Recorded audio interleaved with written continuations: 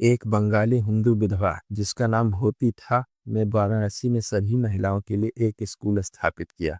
उन्होंने कविता, कानून, गणित और आयुर्वेद पढ़ाया। काशी के पंडितों ने उन्हें विद्यालंकार की उपाधि से सम्मानित किया। यह सावित्रीबाई फुले के जन्म से पहले की बात है।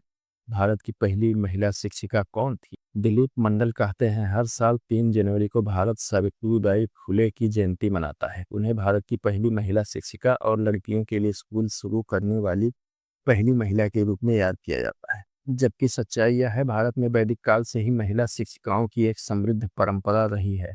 यह पूरा इतिहास और परंपरा क्यों जानबूझकर दफन कर दी गई है, ताकि एक ब्रिटिश मिशनरी सावित्रीबाई फुले को भारत की पहली महिला शिक्षिका के रूप में गौरवान्वित किया जा सके। अरविंद केजरीवाल सावित्रीबाई फुले को महिमा मंडित करते हुए कहते हैं, भारत की पहली महिला शिक्षिका एवं समाज सेवी सावित्रीबाई फुले जी को उनकी जयंती पर सादर नमन। उन्होंने समाज में फैली कुरीतियों के खिलाफ संघर्ष करते हुए लड़कियों व महिलाओं को शिक्षा का अधिकार दिलाया था। हरकुंवर सेठानी एक रूढ़िवादी जैन महिला थी। उन्होंने अहमदाबाद में लड़कियों के लिए मगन लाल करमचंद स्कूल बनवाया। निर्माण 1847 में शुरू हुआ, 1850 में पूरा हुआ, जो सावित्रीबाई फुले के स्कूल से 1 साल पहले की बात है।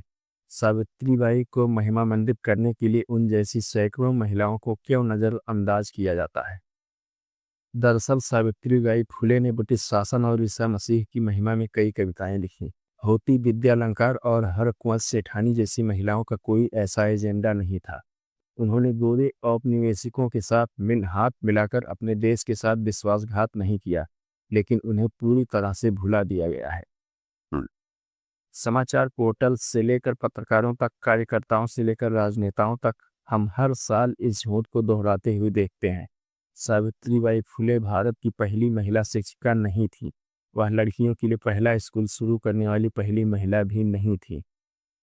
तीस्ता सीतलवाड़ कहती हैं, आज 3 जनवरी 2023 भारत में महिलाओं की मुक्ति और परिवर्तन का दिन है। क्रांतिकारी सावित्रीबाई फुले की जयंती मनाए, जिन्होंने शिक्षा को सभी तक पहुंचाया। साथ ही ज्योतिबा फुले के साथ भिड़ेवाड़ा कुएं में भारत संभवतः दुनिया का पहला सभी लड़कियों का स्कूल शुरू किया। एक अन्य ब्राह्मण महिला होती विद्यालंकार इतनी विदुषी थी कि अन्य प्रतिष्ठित पुरुष विद्वानों की तरह वह पंडितों की सभा में उपस्थित होती थी और शास्त्रीय मामलों पर चर्चा करती थी। स्रोत ईश्वर चंद्र विद्यासागर, उनके जीवन और कार्य की कहानी, सुबुल चंद्र मित्रा, 1902। विलियम वार्ड, एक समकालीन अंग्रेज ने 1811 में प्रकाशित अपनी पुस्तक में होती विद्यालंकार के बारे में लिखा है। वह कहते हैं, अंततः होती ने दूसरों को पढ़ाना शुरू किया और देश भर से कई छात्र प्राप्त किए।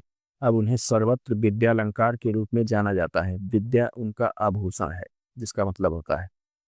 होती विद्यालंकार 18वीं सदी की एक कुलीन हिंदू ब्राह्मण परिवार की बाल विधवा, संस्कृत साहित्य, दर्शन और कानून में निपुण थी। उन्होंने बनारस में एक चतुष्पथी शिक्षा का केंद्र चलाया। Historical dictionary of Bengalis, library of Congress, 2013, Kunal Chakraborty द्वारा। होती विद्यालंकार जैसी असाधारण महिलाओं ने 19वीं सदी की शुरुआत में अपने स्वयं के स्कूल चलाए। यह सोचना गलत होगा कि 19वीं सदी की बंगाली महिलाएं अशिक्षित थी। Feminising political discourse, the man and the novel in India, 1857 से 1905, जसवीर जैन, 1997। यहाँ तक कि गरीब चैटवाट भी इस दुष्प्रचार से सुरक्षित नहीं है। चेतावनी, गुफा में एक प्राचीन चित्र है। कोई भी बुद्धिमान व्यक्ति यह नहीं सोचेगा कि प्राचीन गुफा कला 19वीं सदी की किसी महिला का प्रतिनिधित्व करती है। होती की कोई मौजूदा तस्वीर या चित्र नहीं है। हमने अपने इस वीडियो में प्राचीन भारत की शिक्षित महिलाओं का प्रतिनिधित्व करने के लिए इस चित्र को चुना है।